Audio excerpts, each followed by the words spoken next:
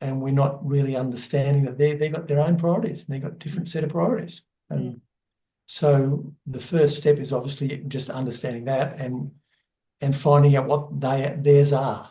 That's the key. Finding out what your partner's priorities are. Finding out what your children's priorities are. Even 2-year-olds, 3-year-olds, 5-year-olds, they've got their own priorities, And they're what's not the cleaning up their benefit? room. They're not, Yeah, you know, not making a mess. They're not yeah. doing what mum and dad want necessarily. Even at Mm, school, mm, they're not necessarily doing maths or science. They're doing what their priorities are.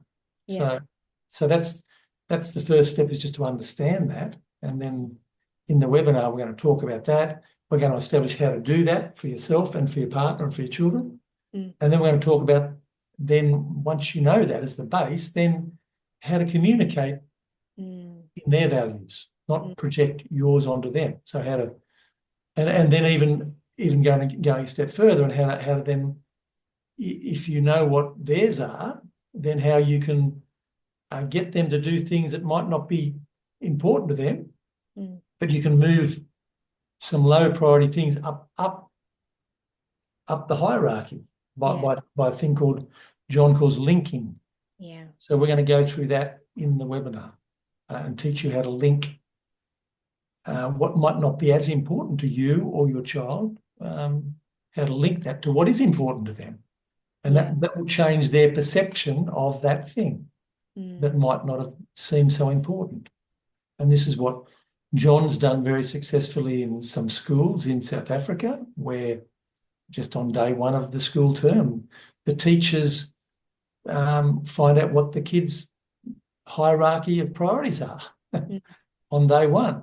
And mm. then they link the curriculum, maths, English, science, etc., to the children's individual values.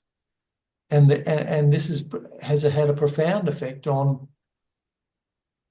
on the engagement and the participation of the children at school and in Mm, their maths and science and English, for example, classes, mm.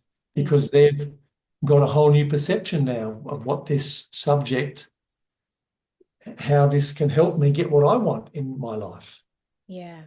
as opposed to this is just something that teachers and parents want me to do Mm, for reasons unbeknownst to me as the kid, yeah. if that And we makes find sense. that. Yeah, yeah. I mean, we find that as adults that we don't necessarily do something just because we're told to do something. We're more likely to put energy into something if it's important and meaningful to us. If it's Yeah,